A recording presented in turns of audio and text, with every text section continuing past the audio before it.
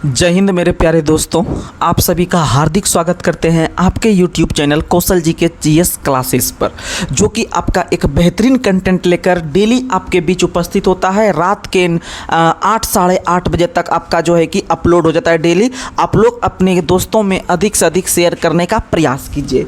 आप लोग मेरे कंटेंट से तो वाकिफ होंगे ही, और जो पहली बार इस पर आ रहे हैं हमारे कंटेंट का फ़ायदा उठाने के लिए, जो पहली बार हमसे विजिट कर रहे हैं, वो प्लीज़ चैनल को सब्सक्राइब कर दीजिएगा। तो आप सभी का एग्ज़ाम के मद्देनज़र रखते हुए हम लोग बिहार एसएससी, बिहार दरोगा, बिहार सीजीएल, बिहार पुलिस, आपका NTPC, group D, ALP technician, RPF, SSC, GD, ये जितना एग्ज़ाम है सभी के लिए आपके अंदर जो हम मेच्योरिटी ला रहे हैं, आपके अंदर जो हम कंटेंट का जो भंडार ला रहे हैं, वह अपने आप में बहुत ही अपने आप में एक लाजवाब के जो है कि आपका कंटेंट बन रहा है। तो चलिए बिना कोई देरी किए हुए सबसे पहले आज हम यह सेशन 40 मिनट का करेंगे, और 40 मिनट में जो शुरू का जो 20 मिनट रहेगा वह सिर्फ हम साइंस का क्वेश्चन, आपके पास टॉप 70 से 80 प्रश्न आपका हम जो करेंगे वो साइंस का करेंगे, क्योंकि साइंस का वेटेज जो है आजकल हर एक एग्जाम में देखने के लिए मिल रहा है। तो आप लोग एएलपी टेक्नीशियन ग्रुप डी के लेवल का आपको मिलेगा साइंस, और अगर आप एएलपी टेक्नीशियन के लेवल का साइंस पढ़ते हैं तो आपका जो भी वनडे एग्जाम है, बिहार दरोगा, बिहार एसएससी, आरपीएफ टेक्नीशियन या फिर आपका एनटीपीसी, आपका आराम से कवर हो जाएगा। तो चलिए बिना कोई समय गवाए आज का सेशन का हम शुरुआत करते हैं। सबसे पहले मोटिवेशनल क्वोट के साथ। तो आज का मोटिवेशनल क्वोट है, हवाओं के भरोसे मत उड़, हवाओं के भरोसे मत उड़, चट्टाने तूफानों का भी रुख मोड़ देती है। हवाओं के भरोसे मत उड़ मेरे दोस्त, चट्टाने भी तूफानों का रुख मोड़ देती है। अपने पंखों पर रख भरोसा, अपने पंखों पर रख भरोसा, या हवाओं के भरोसे तो पतंगे उड़ा करती है। तो इसलिए आप हवाई बातों में नहीं आइए, आप जमीनी स्तर से तैयारी कीजिए, आपका सिलेक्शन कोई नहीं रोक सकता है। तो चलिए मां सरस्वती का नाम लेके आप लोगों का बीच हम कंटेंट का शुरुआत कर रहे हैं। सबसे पहले केमिस्ट्री से, किसे शुरू कर रहे हैं? केमिस्ट्री से। उसके बाद हम आपको केमिस्ट्री के बाद आपका हम एसएससी सीजीएल का जो टीसीएस एग्जाम लिया है इस बार ऑनलाइन, उसका क्वेश्चन आपके बीच हम करेंगे, लगभग 20 से 25 प्रश्न, जो कि आपका एग्जाम के लिए बहुत महत्वपूर्ण है। चलिए आज का पहला सवाल, आज का पहला सवाल आप लोग को बताना है, आधुनिक रसायन विज्ञान के पिता लेवेजियर को कहते हैं या लेवाइसियो को कहते हैं, जिसका संबंध किस देश से था? तो आप लोग का जवाब आना चाहिए इसका आंसर कहाँ से था। तो याद रखिएगा इनका आंसर जो होगा वो फ्रांस के थे। कहाँ के थे? फ्रांस के। केमिस्ट्री के पिता जो कहलाते हैं वह कहलाते हैं, याद रखिएगा, लेवोजियर या लेवाइसियो। लेवाइसियो या लेवोजियर केमिस्ट्री के पिता कहलाते हैं, रसायन विज्ञान के पिता कहलाते हैं, और इनका संबंध कहाँ से था? तो याद रखिएगा फ्रांस से। कहाँ से था? याद रखिएगा फ्रांस से। आगे बढ़ते हैं, अगला क्वेश्चन आपको बताना है, रसायन विज्ञान में जो है कि किस शब्द की उत्पत्ति हुई है? तो रसायन विज्ञान जो बना है वह कीमिया नाम का शब्द से, किस शब्द से? कीमिया नामक शब्द से बना है, याद रखिएगा। और यह जो आपका है अंग्रेजी भाषा है, याद रखिएगा। केमिस्ट्री जो बना है कीमिया शब्द से, वह आपका अंग्रेजी शब्द, केमिस्ट्री की उत्पत्ति जो हुई है वह कीमिया नामक शब्द से हुई है। अंग्रेजी शब्द केमिस्ट्री की उत्पत्ति किस शब्द से हुई है? तो याद रखिएगा कीमिया शब्द से। और केमिस्ट्री का पिता किसको कहते हैं? तो आप लोग बताइएगा भाई, लेवाइसियर को। और लेवाइसियर कहाँ के थे? तो याद रखिएगा फ्रांस के थे। आगे बढ़ते हैं, अगला क्वेश्चन बताना है कि वह वस्तु जो स्थान घेरती है, वह वस्तु जो स्थान घेरती है जिनमें द्रव्यमान होता है, उसे क्या कहते हैं? तो उसे पदार्थ कहते हैं। क्या कहते हैं? पदार्थ कहते हैं। और पदार्थ की मात्रा का मात्रक क्या होता है? तो मोल होता है। पदार्थ की मात्रा का मात्रक क्या होता है? तो याद रखिएगा मोल होता है। आगे बढ़ते हैं, फटाफट हम क्वेश्चन करते चलेंगे, आप लोग याद करते चलिएगा मेरे साथ। किस वैज्ञानिक ने सर्वप्रथम तत्व शब्द का प्रयोग किया? तत्व यानी कि आप लोग देखते होंगे आवर्त सारणी में कुल 118 तत्व है, जिसमें से कुछ धातु है, कुछ अधातु है, कुछ उपधातु है, इस तरह का चीज है। तो ये तो तत्व जो है, ये तत्व शब्द का जो पहली बार चर्चा किया था किस व्यक्ति ने? तो याद रखिएगा रॉबर्ट बॉयल। रॉबर्ट बॉयल नाम के व्यक्ति ने 1661 में, रॉबर्ट बॉयल नाम के व्यक्ति ने 1661 में, याद रखिएगा, रॉबर्ट बॉयल नाम के व्यक्ति ने 1661 में पहली बार तत्व शब्द का प्रयोग किया था। तत्व, तत्व यानी एलिमेंट शब्द का प्रयोग किया था। किसका प्रयोग किया था? एलिमेंट का। आगे बढ़ते हैं, अगला क्वेश्चन बताना है, अतिशीतित द्रव किसको कहते हैं? अतिशीतित द्रव किसको कहते हैं? इसका आंसर जो होगा वह कांच होगा। लेकिन अगर ऑप्शन में कांच नहीं है तो अगर इसका डिटेल आंसर लेगा तो याद रखिएगा इसका आंसर लेगा अक्रिस्टलीय ठोस पदार्थ या अक्रिस्टलीय ठोस तत्व। तो अक्रिस्टलीय ठोस तत्व का मतलब होता है कि जिसका जो आकृति और अवस्था जो रहता है वह आपका नियंत्रित नहीं रहता है, एक समान नहीं रहता है। तो याद रखिएगा अक्रिस्टलीय ठोस के नाम से किसको, अक्रिस्टलीय ठोस जो है वह एक प्रकार का कांच उदाहरण है और अशीतित द्रव का उदाहरण भी कौन है, तो याद रखिएगा कांच है। और क्विक सिल्वर के नाम से किसको जानते हैं, तो पारा को जानते हैं। क्विक सिल्वर का हिंदी होता है तीव्र चांदी। तीव्र चांदी के नाम से किसको जानते हैं, तो याद रखिएगा पारा को। या क्विक सिल्वर के नाम से भी किसको जानते हैं, तो याद रखिएगा पारा को। और पारा का परमाणु संख्या याद रखिएगा 80 होता है। कितना होता है भैया, 80 होता है। पारा का परमाणु संख्या कितना होता है, 80 होता है। और उससे एक कम 79 याद रखिएगा सोना का होता है। किसका होता है, सोना का होता है। आगे बढ़ते हैं, अगला क्वेश्चन आप लोग बताइएगा।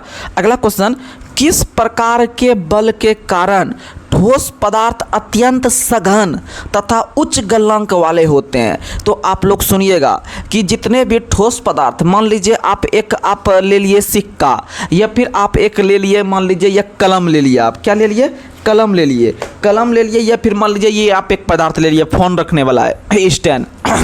यह एक ठोस पदार्थ है। ठोस पदार्थ में क्या होता है, क्या यह पानी की तरह है कि जिधर दबाएंगे या जिधर इसको फेंकेंगे तो वो हो जाएगा आकृति में चेंज, ऐसा नहीं होगा। ये हमेशा अपने आकृति को बनाए रखेगा। तो याद रखिएगा कि कुछ ऐसे पदार्थ होते हैं जो ठोस अवस्था में रहते हैं, यह अपने आप में सघन है। क्या है, सघन, यानी हमेशा जो है वह टाइट है। क्या है, टाइट है, यानी एक दूसरे के बीच जो कण है वह अपने आप में आकृति लेके रखा हुआ है। याद रखिएगा यह, और इसका उच्च गलनांक होता है, इसका उच्च गलनांक होता है। और यह कौन बल के कारण एक दूसरे को पकड़ा हुआ है, आपस में छोटे छोटे कण, क्योंकि यह जो ठोस पदार्थ होता है यह छोटे छोटे कण से मिलकर बना है। ठीक है, तो याद रखिएगा यह अंतर आणविक बल के कारण होता है। अंतर आणविक यानी अलग अलग अणु के बीच जो आपका अंतर बल होता है, उसी के कारण ठोस के अंदर आपका जो आपका कण होता है वह एक दूसरे के बीच बना हुआ रहता है। राइट, आगे अगला क्वेश्चन, मान लीजिए ये ठोस पदार्थ है। एक क्वेश्चन यहाँ से भी आएगा। मान लीजिए ठोस पदार्थ है। ठोस पदार्थ को जब हम गर्म करेंगे तो इसके ठोस पदार्थ को जब हम गर्म करेंगे तो इसके बीच लगने वाला जो अंतराण्विक बल है, जिसके कारण एक दूसरे को पकड़ा हुआ है, उस बल का मान क्या होगा, घटेगा, बढ़ेगा और परिवर्तित रहेगा, या पहले घटेगा फिर बढ़ेगा। तो याद रखिएगा कि अगर मान लीजिए इस पदार्थ को हम गर्म करेंगे तो गर्म करने पर क्या होता है, आपको पता है कोई भी ठोस पदार्थ जो गर्म होता है वो चालन विधि के द्वारा गर्म होता है। जैसे आप लोग स्टूडेंट लाइफ में रोटी बनाते होंगे या आप लोग कढ़ाई में सब्जी बनाते होंगे, तो कढ़ाई पहले सेंटर पॉइंट पे गर्म होता है, धीरे धीरे जहां पर पकड़ते हैं वहां पर गर्म होता है, इसलिए हम लोग कपड़ा से पकड़ते हैं ऊपर में।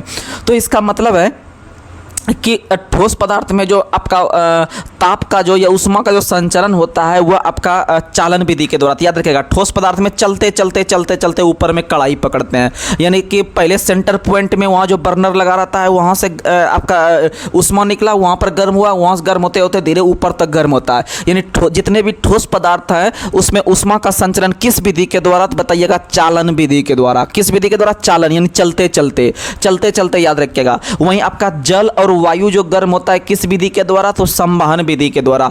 यानी जल, यानी जितने प्रकार के जल हैं, जैसे आप लोग देखते होंगे समुद्र का पानी, क्वेश्चन पूछता है समुद्र का पानी किस विधि के द्वारा गर्म होता है, तो आंसर बताइएगा संवहन। वहीं आपका वायुमंडल जो गर्म होता है, वायुमंडल क्या है, एक प्रकार के गैसों का मिश्रण है। तो याद रखिएगा कि वायुमंडल जो एक प्रकार के गैसों का मिश्रण है वह किसके द्वारा जो है कि आपका गर्म होता है, तो याद रखिएगा वह भी संवहन विधि के द्वारा। किस विधि के द्वारा, तो बताइएगा संवहन विधि के द्वारा। और ठोस पदार्थ में उष्मा का संचरण, तो बताइएगा ठोस पदार्थ में उष्मा का संचरण जो होता है वो आपका किस विधि के द्वारा, तो आप बताइएगा चालन विधि के द्वारा। ठीक है, तो ठोस पदार्थ को गर्म करने पर इसके बीच आंतरिक बल का मान जो होता है वह घटता है। क्या होता है, घटता है। आगे बढ़ते हैं, अगला क्वेश्चन आप लोग को बताना है। अगला क्वेश्चन आप लोग बताइएगा, अगला क्वेश्चन आप लोग बताइएगा कि दूध किसका उदाहरण है, तो दूध जो है वह बिस्मांगी मिश्रण का उदाहरण है। किसका उदाहरण है, बिस्मांगी मिश्रण का उदाहरण है। यानी कि बिस्मांगी मिश्रण में पदार्थों का संगठन सभी जगह एक समान नहीं होता है, उसको बिस्मांगी मिश्रण कहते हैं, और जहां पर एक समान होता है उसको समांगी मिश्रण कहते हैं। तो दूध जो है वह एक प्रकार का, याद रखिएगा, बिस्मांगी मिश्रण है। और दूध किस प्रकार का कोलाइड का उदाहरण है, तो याद रखिएगा पायस का। किसका उदाहरण है, दूध पायस। क्वेश्चन पूछता है दूध किसका उदाहरण उदाहरण है तो याद रखिएगा पायस का। दूध किसका उदाहरण है? पायस का। यानी दूध को हम लोग क्या करते हैं? पीते हैं। यानी प से पीना, प से पायस, प से पीना, प से पायस। यानी दूध जो उदाहरण है वो किसका उदाहरण है? तो याद रखिएगा पायस का। दूध किसका उदाहरण है? पायस का। और प्रतिवर्ष जो हम लोग राष्ट्रीय दूध दिवस मनाते हैं 26 नवंबर को, और विश्व दूध दिवस जो मनाते हैं 1 जून को। कब मनाते हैं? 1 जून को। आगे बढ़ते हैं। जल किस प्रकार का पदार्थ है? मिश्रण है, यौगिक है? इस तरह से देगा। तत्व है तो बताइएगा यह एक प्रकार का यौगिक है। जल एक प्रकार का क्या है? तो जल एक प्रकार का यौगिक है, क्योंकि जिस भी पदार्थ या जिसका भी सूत्र होता है, फार्मूला होता है, वह लगभग यौगिक होता है। लगभग क्या होता है? यौगिक होता है, याद रखिएगा। और जल का अनुभार 18 होता है और भारी जल का अनुभार 20 होता है। और भारी जल का खोज 1932 में यूरे एवं बॉस्बर ने किया था। और भारी जल जो बनता है वह 7000 सिंपल जल मिला के एक भारी जल का निर्माण होता है, याद रखिएगा। और भारत में भारी जल के निर्माण के लिए आपका तलचर बहुत प्रसिद्ध है। तलचर पनबिजली परियोजना जो है उड़ीसा में, वो बहुत फेमस है। ठीक है, आगे बढ़ते हैं। अगला क्वेश्चन आपको बताना है। अगला क्वेश्चन इस्पात। इस्पात याद रखिएगा। इस्पात एक मिश्रण का उदाहरण है। इस्पात एक मिश्रण का उदाहरण है, याद रखिएगा। इस्पात को जो बनाया जाता है किस विधि के द्वारा? तो इस्पात को जो बनाया जाता है वह आपका बेसेमर विधि के द्वारा। किस विधि के द्वारा? बेसेमर विधि के द्वारा बनाया जाता है, याद रखिएगा। कौन? तो इस्पात। किसको बनाया जाता है? इस्पात को बेसेमर विधि के द्वारा। आगे बढ़ते हैं। किस वैज्ञानिक ने द्रव्यमान संरक्षण के नियम का प्रतिपादन किया है? द्रव्यमान संरक्षण का जो नियम है वह किसने दिया है? याद रखिएगा, वह लेवोजियर ने ही दिया है, लेवाइसियो ने ही दिया है। लेवाइसियो यानी केमिस्ट्री के जो पिता कहलाते हैं लेवाइसियो, उनके द्वारा ही द्रव्यमान संरक्षण का सिद्धांत दिया गया है, याद रखिएगा। बहुत अच्छा क्वेश्चन है। और वहीं अगर पूछे हम लोग गुणित अनुपात का नियम कौन दिया है? तो जॉन डाल्टन ने दिया है। वहीं अगर हम पूछे आपको कि स्थिर अनुपात का नियम किसने दिया है? तो स्थिर अनुपात का नियम जोसेफ प्राउस्ट ने दिया है, याद रखिएगा। स्थिर अनुपात का नियम किसने स्थिर अनुपात का नियम किसने दिया है? तो याद रखिएगा जोसेफ प्राउस्ट ने दिया है। कौन दिया है? जोसेफ प्राउस्ट ने दिया है स्थिर अनुपात का नियम, याद रखिएगा। और अपवर्जन का नियम किसने दिया है? पॉली ने। अपवर्जन का नियम किसने दिया है? याद रखिएगा पॉली ने। अपवर्जन का नियम कौन दिया है? तो याद रखिएगा पॉली ने। आगे बढ़ते हैं। अगला क्वेश्चन है कि निलंबन के कणों का आकार कितना से कितना के बीच होता है? तो निलंबन के कणों का आकार 10⁻⁻5 से लेकर 10⁻⁻7 सेंटीमीटर तक होता है, याद रखिएगा। निलंबन के कणों का आकार, निलंबन के कणों का आकार कहां से कहां तक होता है? तो 10⁻⁻5 से लेकर -7 तक होता है, याद रखिएगा। और दूध जो उदाहरण है वह किसका? तो पायस का। बार बार बता रहे हैं। आगे बढ़ते हैं। अगला क्वेश्चन बताना है आपको कि टिंडल प्रभाव जो होता है, जो प्रकाश के प्रकीर्णन पर आधारित है, टिंडल प्रभाव। टिंडल हो गया, ब्राउनी गति हो गया, और स्कंदन किसके प्रमुख गुण है? तो कोलाइड विलयन के प्रमुख गुण है। किसके प्रमुख गुण है? कोलाइड विलयन के। और टिंडल प्रभाव जो है वह प्रकाश के प्रकीर्णन पर आधारित है, याद रखिएगा। आगे बढ़ते हैं। अगला क्वेश्चन, कोहरा किस प्रकार का मिश्रण है? कोहरा जो कि आपका शाम के समय में जो कोहरा होने लगता है, तो कोहरा गैस में द्रव का उदाहरण है। कोयला देखिएगा गैस होता है, हवा में उड़ते रहता है, लेकिन क्या उड़ते रहता है? पानी की तरह लगता है पूरा। जैसे आप लोग ठंडी के दिन में जाते होंगे, हम लोग बचपन में पढ़ने के लिए जाते थे स्कूल साइकिल चला के, तो उसमें क्या होता था जब कोहरा रहता था तो पूरा बाल वगैरह एकदम पूरा पानी पानी हो जाता था। इस पे जो है कि पूरा शरीर वगैरह भीग जाता था। इसका मतलब वो हम लोग गैस में था, गैस में हमको पानी मिल गया। यानी कि द्रव में, याद रखिएगा, गैस में द्रव का मिश्रण है कोहरा। गैस में द्रव का मिश्रण है कोहरा, याद रखिएगा। ठीक है, आगे बढ़ते हैं। अगला क्वेश्चन आपको बताना है कि पायस किस प्रकार का मिश्रण है? पायस यानी दूध। और दूध से याद रखिएगा, दूध में आपका द्रव में द्रव होता है, द्रव में द्रव होता है दूध। आगे बढ़ते हैं। अगला क्वेश्चन आप लोग बताइएगा कि अगला क्वेश्चन, वे विलयन जिन्हें अर्धपारगमय झिल्ली के द्वारा पृथक रखने पर परासरण की क्रिया संपन्न नहीं होती है, उसे क्या कहते हैं? तो समपरासरी विलयन कहते हैं। क्या कहते हैं? समपरासरी विलयन कहते हैं। आगे बढ़ते हैं। आप लोग नाम सुने होंगे, एक विलय का, एक विलायक का, एक विलय का, एक विलायक का, एक विलयन का। तो याद रखिएगा, विलय जो होता है वह घुलने वाला पदार्थ होता है, और विलायक जो होता है वह घुलाने वाला पदार्थ होता है। और ये दोनों को मिला के विलयन कहते हैं। क्या कहते हैं? विलयन। जैसे मान लीजिए एक गिलास आप पानी लिए, उसमें से आप 50 ग्राम चीनी लिए और डाल दिए गिलास में, पानी में डाल दिए, इसका मतलब वो आपका चीनी क्या होगा, वो घुल जाएगा। तो चीनी जो घुल रहा है उसको विलय कहते हैं। क्या कहते हैं? विलय। वर्षी का लोहे का य, विलय। और जो उसको घुला रहा है, घुला कौन रहा है उसको? तो पानी घुला रहा है। तो पानी को जो कहेंगे वो विलायक कहेंगे, घुलाने वाला कहेंगे, विलायक कहेंगे। यानी घुलने वाला को विलय कहते हैं, घुलाने वाला को विलायक कहते हैं। और दोनों जब मिक्स हो गया घुल के आपस में तो उसको विलियन कह गए। विलियन यानी अब उसको पी लीजिए आप, यानी विलियन कह गए। समझ गए? तो याद रखिएगा हमेशा जो आपका रहेगा उसमें से, हमेशा जो रहेगा उसमें से आप याद रखिएगा कि जो पदार्थ घुलते हैं उसको विलय कहते हैं और जो पदार्थ घुलाते हैं उसको विलायक कहते हैं। याद रखिएगा। आगे बढ़ते हैं। अगला क्वेश्चन आपको बताना है, जब कोलाइडी विलयन से प्रकाश की किरण गुजरती है तो प्रकाश का मार्ग चमकने लगता है, ये इस परिघटना को क्या कहते हैं? तो इस परिघटना को टिंडल प्रभाव कहते हैं। याद रख लीजिएगा, बहुत फेमस क्वेश्चन है, बहुत फेमस क्वेश्चन है कि जब कोलाइडी विलयन से प्रकाश की किरण गुजरती है तो प्रकाश का मार्ग चमकने लगता है। यह घटना क्या कहलाती है? तो यह घटना जो कहलाती है वह टिंडल प्रभाव कहलाती है। क्या कहलाती है? टिंडल प्रभाव। आगे बढ़ते हैं। तारपीन के तेल एवं यूकेलिप्टस के तेल आदि का निष्कर्षण तथा शोधन किस विधि के द्वारा? तो तारपीन का तेल याद रखिएगा जो कि आपका चीड़ के वृक्ष से मिलता है, और यूकेलिप्टस का तेल याद रखिएगा यूकेलिप्टस का तेल का निष्कर्षण जो होता है वो भाप आसवन विधि के द्वारा। किस विधि के द्वारा? तो याद रखिएगा भाप आसवन विधि के द्वारा। किस विधि के द्वारा? भाप आसवन विधि के द्वारा। याद रखिएगा। आगे बढ़ते हैं। अगला क्वेश्चन है, डाई से रंगों को पृथक करना किस प्रक्रिया का उदाहरण है?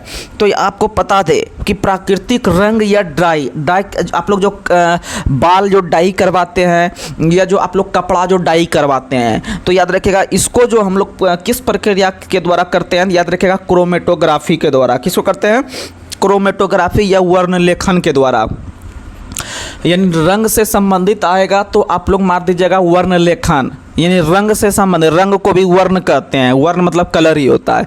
तो वर्ण लेखन या उसी को कहते हैं क्रोमेटोग्राफी, और उसी से संबंधित है किससे? तो याद रख लीजिएगा रंग करने से या फिर आपका जो है कि डाई करने से। आगे बढ़ते हैं। अगला क्वेश्चन, वर्ण लेखन तकनीक की खोज किस वैज्ञानिक ने किया था? वर्ण लेखन यानी वही क्रोमेटोग्राफी। तो इस तकनीक का जो खोज किया था वह मिखाइल स्वेट ने। किसने किया था? मिखाइल स्वेट ने। मिखाइल स्वेट यानी याद रख लीजिएगा स्वेटर को हम लोग रंग रहे हैं, स्वेटर को हम लोग रंग रहे हैं। रंग यानी क्रोमेटोग्राफी, और किसको रंग रहे हैं? तो स्वेटर को रंग रहे हैं, यानी स्वेट। याद रखिएगा। आगे बढ़ते हैं। अगला क्वेश्चन है, जांच प्रयोगशाला में रक्त की जांच को किस प्रक्रिया के द्वारा किया जाता है? तो रक्त की जो जांच की जाती है आपका जो हॉस्पिटल वगैरह में, वो अपकेंद्रन विधि के द्वारा। किस विधि के द्वारा? तो वो अपकेंद्रन पर आधारित है। किस विधि पर आधारित है? तो अपकेंद्रन बल पर आधारित है। और अपकेंद्रन के द्वारा ही आप लोग को पता है कि हम लोग जो कपड़ा धोने वाला जो मशीन होता है वह भी अपकेंद्रन पर काम करता है। याद रखिएगा। अच्छा सवाल है। और हम लोग जो दूध दही से जो मक्खन वगैरह निकालते हैं उसमें भी आपका अपकेंद्रन का प्रयोग करते हैं। किसका प्रयोग करते हैं? अपकेंद्रन विधि का प्रयोग करते हैं। याद रखिएगा। आगे बढ़ते हैं। जल और खड़िया के मिश्रण को किसके द्वारा पृथक करते हैं? तो जल और खड़िया के मिश्रण को अवसादन विधि के द्वारा। किस विधि के द्वारा? अवसादन। सुनिएगा, एक होता है अवसादन, एक होता है निस्तारण। सुनिएगा, दोनों बहुत फेमस है। एक होता है अवसादन, एक होता है निस्तारण। मान लीजिए जल और खड़िया ले लिया आप। खड़िया मतलब चौक। जैसे आप लोग बच्चा में लिखते होंगे, चौक से बोर्ड पे लिखते होंगे, तो मान लीजिए कुछ मात्रा में आप चौक ले लिए और कुछ मात्रा में आप एक गिलास में जल ले लिए। एक गिलास में आप जल ले लिए। मान लीजिए ये एक गिलास है। रुकिए एक सेकंड। चलिए ठीक है, समझिए। मान लीजिए यह एक गिलास है, यह एक गिलास है। इस गिलास में मान लीजिए आप एक गिलास पानी ले लिए, उसमें आप चौक का चूर्ण या फिर चौक ही डाल दिए, वो चौक जिसे आप बोर्ड पे लिखते थे। तो इस दोनों विधि के द्वारा किसे शुद्ध करेंगे? तो याद रखिएगा कि जैसे आप इसमें चूर्ण डालिएगा तो इसमें चूर्ण डालने के तुरंत बाद देखते होंगे कि ये पूरा चूर्ण इधर से उधर जो है कि पूरा एकदम रंबलिंग करने लगता है, यानी ये इधर से उधर घूमने लगता है जो है कि चौक पूरा कण।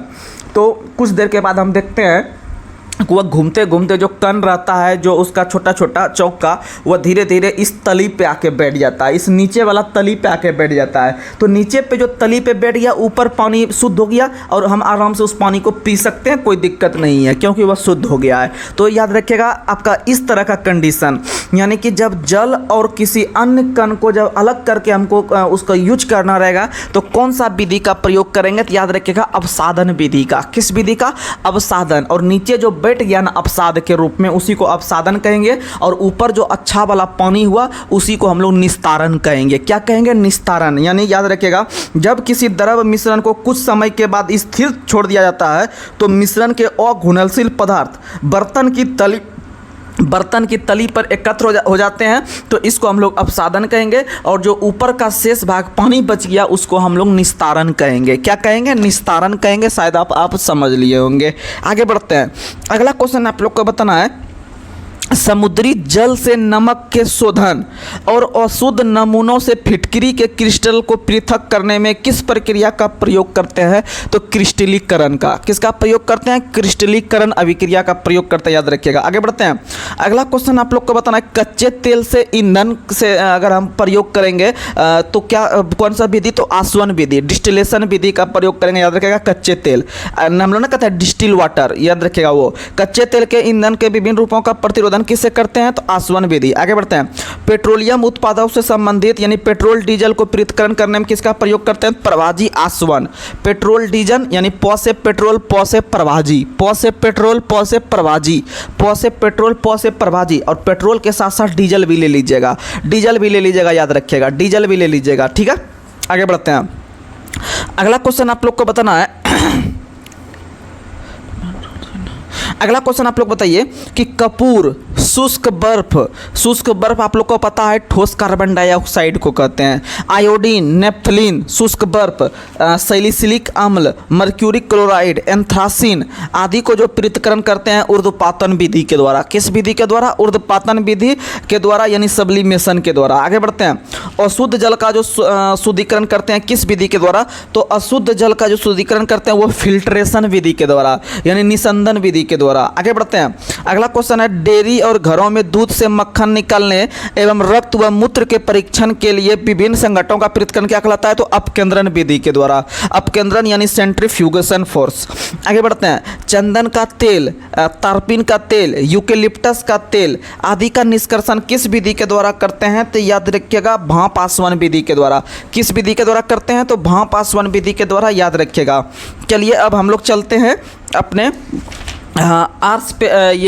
जो आपका एसएससी सीजीएल का जो आपका पेपर था उसका हम टॉप 20 क्वेश्चन लेते हैं। एसएससी सीजीएल 2024 का जो सवाल पूछा गया है उसका हम टॉप 20 सवाल लेते हैं, जो कि आगे प्रबल संभावना है किसी भी एग्जाम के आने के लिए, जो कि आपका ऑनलाइन एग्जाम होगा। ठीक है, तो आप लोग ध्यान से सुनिएगा। बताइएगा आप लोग, भारत द्वारा अल्प विकसित देशों के लिए शुल्क मुक्त टैरिफ वरीयता यानी DFTF योजना की घोषणा कब की गई थी, तो याद रखिएगा भारत द्वारा अल्प विकसित देश, सुनिएगा, एक होता है विकसित देश, एक होता है विकासशील देश और एक होता है अल्प विकसित देश। तो विकसित देश के अंतर्गत आप लोग को पता है अमेरिका सब आता है, पूरा डेवलप है वो सब देश। वहीं विकासशील देश जो है हम लोग आते हैं, भारत का जो अर्थव्यवस्था है वह विकासशील अर्थव्यवस्था है। हम लोग जो है कि हम लोग थर्ड वर्ल्ड के अंतर्गत आते हैं।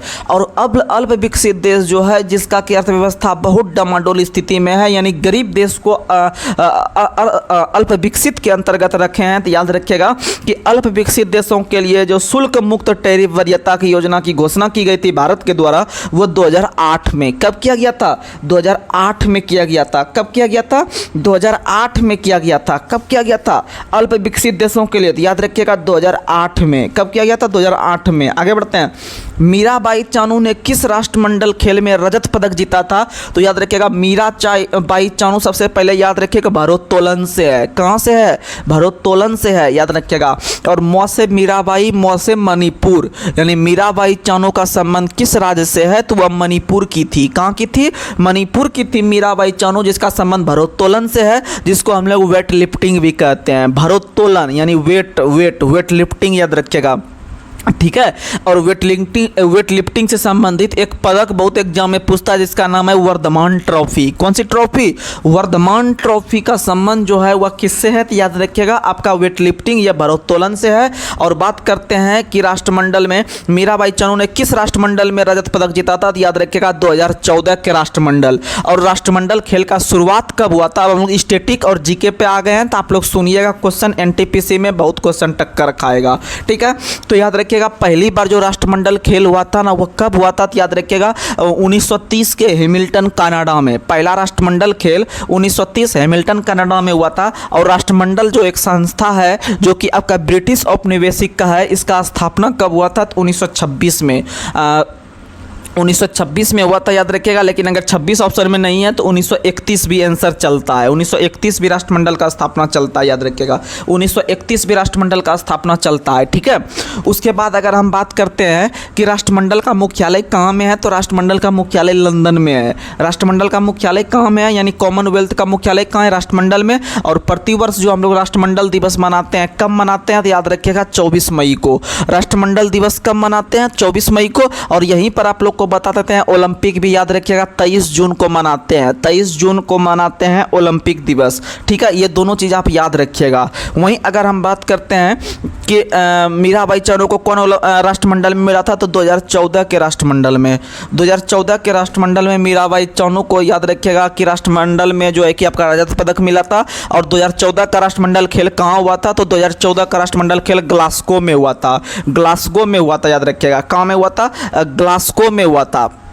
ग्लासगो में हुआ था, याद रखिएगा 2014 का राष्ट्रमंडल खेल। और 14/4/18 का राष्ट्रमंडल खेल आपको ऑस्ट्रेलिया में हुआ था। और आप लोग ये सब याद रखने का प्रयास कीजिएगा, बहुत फेमस सवाल है, राष्ट्रमंडल खेल पूछता है क्वेश्चन। ठीक है, आगे बढ़ते हैं। अगला क्वेश्चन आप लोग बताइएगा, 1976 में भारत में पहला महिला अंतर्राष्ट्रीय टेस्ट क्रिकेट मैच कहाँ आयोजित किया गया था? तो 1976 में भारत में पहला महिला अंतर्राष्ट्रीय क्रिकेट मैच जो आयोजित किया गया था वो बेंगलोर में। कहाँ आयोजित किया गया था? बेंगलोर में, जहाँ पर सिलिकॉन घाटी है।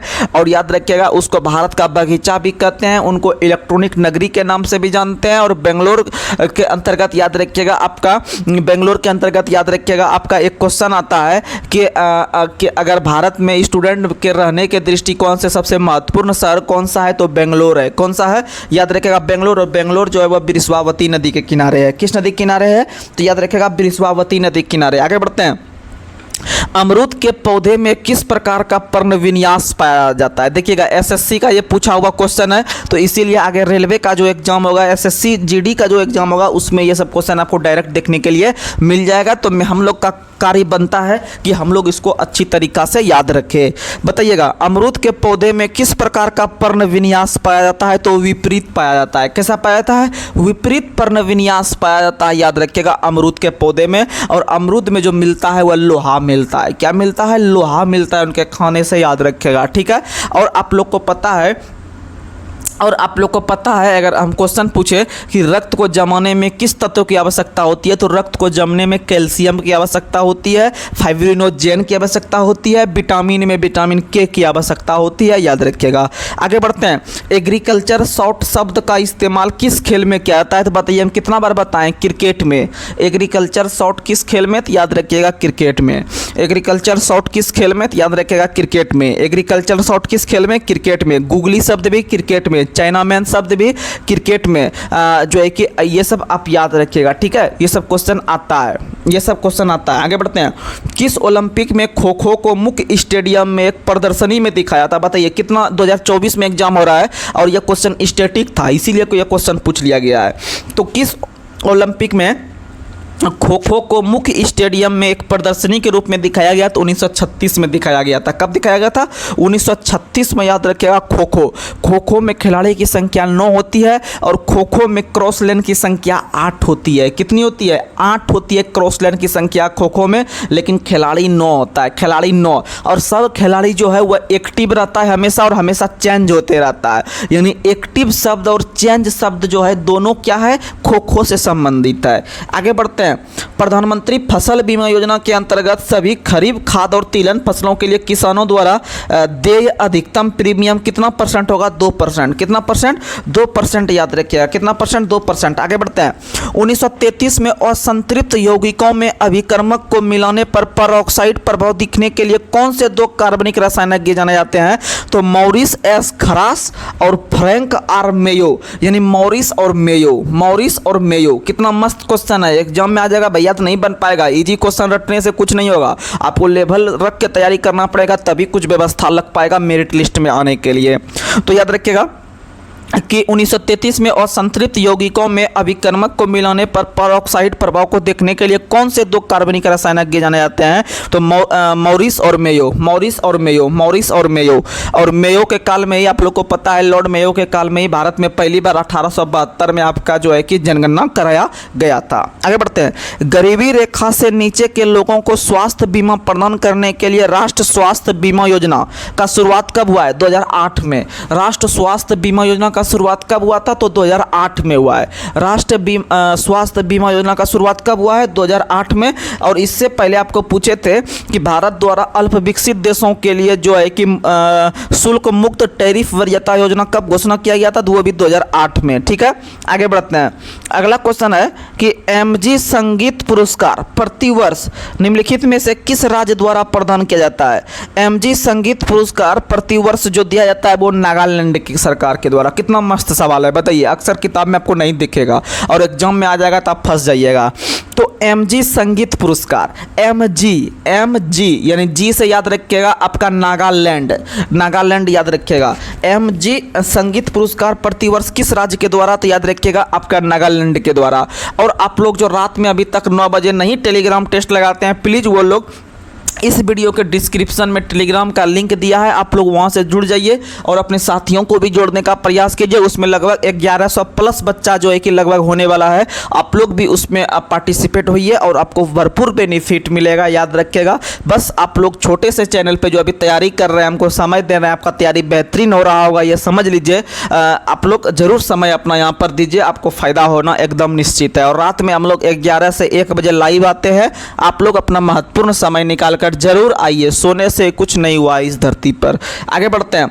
अगला क्वेश्चन है, उच्च न्यायालय और सर्वोच्च न्यायालय न्यायाधीश संशोधन विधेयक 2021 लोकसभा में कब पेश किया गया था? तो 30 नवंबर 2021 को। यानी कि उच्च न्यायालय और सर्वोच्च न्यायालय के वेतन एवं सेवा से संबंधित शर्तें को लेकर एक संशोधन विधेयक 2021 में आया था, जो लोकसभा में कब पेश किया गया था? तो 30 नवंबर 2021 को। आगे बढ़ते हैं। दूर्त हरित क्रांति प्रकोष्ठ का मुख्यालय भारत के किस शहर में था? तो दूर्त हरित क्रांति प्रकोष्ठ का मुख्यालय भारत के पटना में था। कहाँ में था? पटना। हम लोग बिहार से संबंध रखते हैं, बिहार की राजधानी पटना में है। याद रखिएगा, पटना में ही दूर्त हरित क्रांति जो हुआ था उसका प्रकोष्ठ का मुख्यालय था। याद रखिएगा। और दूर्त हरित क्रांति जो शुरू हुआ था 1983-84 में। 1983-84 में दूसरी हरित क्रांति और पहली हरित क्रांति 1966-67 में आप लोग को पता है। ठीक है, एमएस स्वामीनाथन के द्वारा। आगे बढ़ते हैं। और एमएस स्वामीनाथन का संबंध किस राज्य से था? तो बताइएगा, तमिलनाडु से। कहां से था? तमिलनाडु से। याद रखिएगा। और भारत के अंदर में अन्न जन्मदाता के नाम से किसको जानते हैं? तो याद रखिएगा आपको भारत रत्न आप लोग याद रख लीजिएगा, एमएस स्वामीनाथन। ठीक है, आगे बढ़ते हैं। अगला क्वेश्चन आप लोग बताइए, गंधर्व महाविद्यालय जिसकी स्थापना पंडित विनय चंद्र मौदिल्य के द्वारा किया गया था, जो कहाँ स्थित है? तो वो नई दिल्ली में है। गंधर्व महाविद्यालय कहाँ है? तो याद रखिएगा नई दिल्ली में। गंधर्व महाविद्यालय कहाँ में? तो याद रखिएगा नई दिल्ली में। आगे बढ़ते हैं। पंडित ओमकार नाथ ठाकुर किसके शिष्य थे? तो पंडित ओमकार नाथ ठाकुर जो थे वो पंडित विष्णु दिगंबर पलुस्कर के शिष्य थे। पंडित विष्णु दिगंबर पलुस्कर के शिष्य थे। याद रखिएगा, पंडित ओमकार नाथ ठाकुर। आगे बढ़ते हैं। अगला क्वेश्चन आप लोग को बताना है। अगला क्वेश्चन, निम्नलिखित में से कौन 2021 में प्रथम प्रोफेसर CR राव शताब्दी स्वर्ण पदक पुरस्कार प्राप्त करने वाले में से एक थे? याद रखिएगा, जगदीश भगवती। कौन थे? जगदीश भगवती। आगे बढ़ते हैं। मुस्लिम महिला अधिनियम 2019 की निम्नलिखित में से कौन सी धारा निर्वाह भत्ते से संबंधित है? धारा 5। धारा 5 याद रखिएगा, निर्वाह भत्ता संबंधित है। आगे बढ़ते हैं। संगीत बाल प्रकाश पुस्तक किसने लिखी है? तो संगीत बाल पुरस्कार पुस्तक जो लिखी संगीत बाल प्रकाश पुस्तक जो लिखी है वह दिगंबर पलुस्कर ने। किसने लिखी है? दिगंबर पलुस्कर ने लिखी है। आप लोग याद रखने का प्रयास कीजिएगा। चलिए आगे बढ़ते हैं।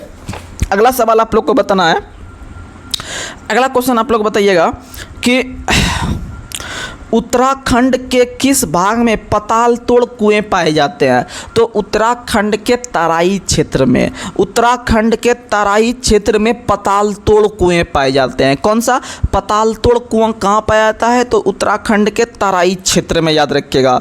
आगे बढ़ते हैं। अगला क्वेश्चन है छोटा नागपुर का पठार जो उदाहरण है वह किसका उदाहरण है? तो एक अग्र गंभीर पठार का, एक अग्र गंभीर पठार का उदाहरण है छोटा नागपुर का पठार जो झारखंड में के अंतर्गत रांची का हिस्सा है। और छोटा नागपुर का पठार जो है वह खनन उद्योग के विकास और औद्योगिकरण के कारण प्रसिद्ध है। छोटा नागपुर का पठार, और छोटा नागपुर के पठार को ही भारत का रूड़ कहा जाता है, याद रखिएगा, जो कि विभिन्न प्रकार के आपके खनिज संपदा के लिए प्रसिद्ध है। और भारत के रूड़ जो कहा जाता है वह छोटा नागपुर के पठार को। और ये जो रूड़ शब्द है वह किस देश से आया है? तो जर्मनी के अंदर में एक रूड़ नाम का क्षेत्र है जो कि आपका विभिन्न प्रकार के औद्योगिक या उद्योग या विभिन्न प्रकार के खदान के लिए प्रसिद्ध है।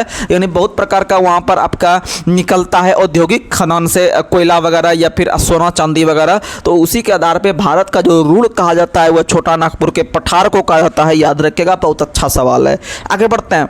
अगला क्वेश्चन है कार्डामोम की पहाड़ियाँ किन दो राज्य के बीच स्थित है? तो केरल और तमिलनाडु। केरल और तमिलनाडु के बीच कार्डामोम की पहाड़ियाँ हैं। और याद रखिएगा केरल और तमिलनाडु के बीच में आपका जो जोड़ने का काम करता है, पूर्वी घाट और पश्चिमी घाट को जो जोड़ने का काम करता है वह आपका कौन सा पहाड़ी? तो नीलगिरी पहाड़ी। और याद रखिएगा नीलगिरी पहाड़ी की सबसे ऊंची चोटी का नाम है दोदा बेटा, जो कि दक्षिण भारत की दूसरी सबसे ऊंची चोटी है दोदा बेटा। और दक्षिण भारत की सबसे ऊंची चोटी का नाम है अनायमुदी। क्या नाम है? अनायमुदी नाम है, याद रखिएगा। और 2637 मीटर जो है वह दोदा बेटा का ऊंचाई है। और 2637 में अगर आप 58 मीटर जोड़ दीजिएगा तो आपको अनायमुदी का ऊंचाई मिल जाएगा। और नीलगिरी पहाड़ी जो है भारत के अंदर में सबसे पहला जैव आरक्षित क्षेत्र का उदाहरण है। जैव मंडल आरक्षित क्षेत्र जो भारत का पहला बना था, याद रखिएगा कौन बना था? तो नीलगिरी क्षेत्र बना था। बहुत फेमस क्वेश्चन है। और भारत के अंदर में जैव मंडल आरक्षित क्षेत्रों की संख्या कुल 18 है। कितना है? कुल 18 जैव मंडल आरक्षित क्षेत्र हैं भारत के अंदर में, याद रखिएगा। बहुत जबरदस्त क्वेश्चन बता दिए। आगे बढ़ते हैं। अगला क्वेश्चन आप लोग बताइएगा। अगला क्वेश्चन बताइएगा आप लोग को बताना है दक्षिण भारत की सबसे ऊंची चोटी हो गया अनायमुदी। उसी तरह से आप बताइए कि पश्चिमी भारत की सबसे ऊंची चोटी कौन है? तो उसका आंसर भी अनायमुदी आएगा। उसका आंसर भी क्या आएगा? तो याद रखिएगा अनायमुदी आएगा। आगे बढ़ते हैं। लोकटक झील किस घाटी में स्थित है? तो लोकटक झील आप लोग को पता है मणिपुर में है, लेकिन घाटी अगर पूछेगा तो घाटी का नाम भी मणिपुर घाटी ही है, याद रखिएगा। भारत के अंदर में पूर्वी भारत में सबसे मीठे पानी का झील लोकटक झील है जो मणिपुर में है। और मणिपुर में मणिपुर घाटी में स्थित है, याद रखिएगा। वहीं अगर बात करते हैं हम लोग कि इसी लोकटक झील मणिपुर में लोकटक झील मणिपुर में ही विश्व का एकमात्र तैरता हुआ पार्क है जिसका नाम है Keibul Lamjao national park. Keibul Lamjao national park जो है, याद रखिएगा, वह आपका मणिपुर में स्थित है। किस झील के अंतर्गत? तो लोकटक झील का। और लोकटक झील जो है वह एक प्रकार का मीठे पानी की झील है पूर्वी भारत का। आगे बढ़ते हैं। अगला क्वेश्चन आप लोग को बताना है काली नदी किसकी सहायक नदी है? तो घाघरा की। काली नदी किसका सहायक नदी है? तो घाघरा का। हम लोग नहीं बोलते हैं घाघरा चोली। घाघरा चोली यानी याद रखिएगा आपका जो घाघरा है वह काली रंग की है। घाघरा जो है वह किस रंग का है? तो काली रंग का। यानी काली नदी जो है वह घाघरा की सहायक नदी है। ठीक है, आगे बढ़ते हैं। अगला क्वेश्चन है सेबराई की पहाड़ियां किस राज्य में है? तो सेबराई की पहाड़ियां जो है और जवादी की पहाड़ियां, सेबराई और जवादी की पहाड़ियां जो है दोनों तमिलनाडु में है। दोनों कहाँ में है? तो दोनों तमिलनाडु में है। आगे बढ़ते हैं। अगला क्वेश्चन है अक्साई चीन का भाग है कौन सा? तो लद्दाख का पठार। लद्दाख का पठार जो है वह अक्साई चीन का हिस्सा है, याद रखिएगा। आगे बढ़ते हैं। अगला क्वेश्चन है ग्रेट हिमालय की औसत ऊंचाई कितनी है? तो ग्रेट हिमालय की औसत ऊंचाई 6100 मीटर है। कितना मीटर है? 6100 मीटर है, याद रखिएगा। आगे बढ़ते हैं। अगला क्वेश्चन है आप लोग को बताना है हिमालय की चोटियों का पूरब से पश्चिम में क्रम बताइए। हिमालय की चोटी का पूरब से पश्चिम का क्रम अगर देखते हैं तो सबसे पूरब में जो है वह नामचा वर्मा है, उसके बाद कंचनजंगा है, उसके बाद माउंट एवरेस्ट है, उसके बाद उत्तराखंड के अंतर्गत नंदा देवी, याद रखिएगा। यानी नामचा वर्मा, कंचनजंगा, माउंट एवरेस्ट और नंदा देवी पूरब से पश्चिम, ठीक है। और प्रतिवर्ष हिमालय दिवस कब मनाते हैं तो 9 सितंबर को मनाते हैं। हिमालय दिवस 9 सितंबर को, पर्वत दिवस 11 दिसंबर को और माउंट एवरेस्ट दिवस जो मनाते हैं हम लोग 29 तारीख को मनाते हैं। कब मनाते हैं? माउंट एवरेस्ट 29 मई को मनाते हैं। कब मनाते हैं? 29 मई को, याद रखिएगा। और सुनामी दिवस 5 नवंबर को मनाते हैं और महासागर दिवस 8 जून को मनाते हैं और समुद्र दिवस 5 अप्रैल को मनाते हैं। समुद्र दिवस 5 अप्रैल को मनाते हैं। आगे बढ़ते हैं। अगला क्वेश्चन आप लोग को बताना है कि ट्रांस हिमालय मूलतः खंड है किसका? तो यूरेशियन प्लेट का। किसका खंड है? यूरेशियन प्लेट का खंड है। किसका खंड है? तो यूरेशियन प्लेट का खंड है। तो चलिए आज के हम इस जबरदस्त से सेशन को यहीं पर ब्रेक करते हैं। आप लोग पूरा सेशन देखें, आपका समय यहां पर खर्च हुआ लेकिन आपको कंटेंट, बहुत सारा जबरदस्त कंटेंट मिल गया होगा। आप लोग यूट्यूब पे कहीं भी जाके इस तरह का कंटेंट अगर मिल रहा है तो आप वहां पर भी आप फायदा उठाइए, क्योंकि आपको जिंदगी संभालना है, आपको आगे बढ़ना है। ठीक है, तो चलिए आज के हम सेशन को यहीं पर समाप्त करते हैं और रात में आप लोग जो है कि 11 बजे जरूर जुड़ जाइएगा। इसी चैनल पे 11 बजे हम लोग लाइव होते हैं, जो कि इजी टू मॉडरेट क्वेश्चन करते हैं। वहां पर फटाफट क्वेश्चन करते हैं 1 बजे तक, 2 घंटे तक। उसमें हम लोग जो है कि करंट अफेयर्स को भी करवाते हैं, जीके जीएस हम लोग वहां पर सब क्वेश्चन करवाते हैं, साइंस भी करवाते हैं। आप लोग अच्छे से रहिए, अपना ख्याल रखिए, अपने माता पिता का ख्याल रखिए, अपने पूरे परिवार का ख्याल रखिए और अपने तैयारी को जो है कि सुचारू रूप से करते हुए इस बार झंडा आप लोग गाड़ दीजिए। किसी एक सरकारी जॉब का मोहर जो है कि लग जाना चाहिए। चलिए आज के हम इस सेशन को यहां पर समाप्त करते हैं। तब तक के लिए जय हिंद, जय भारत।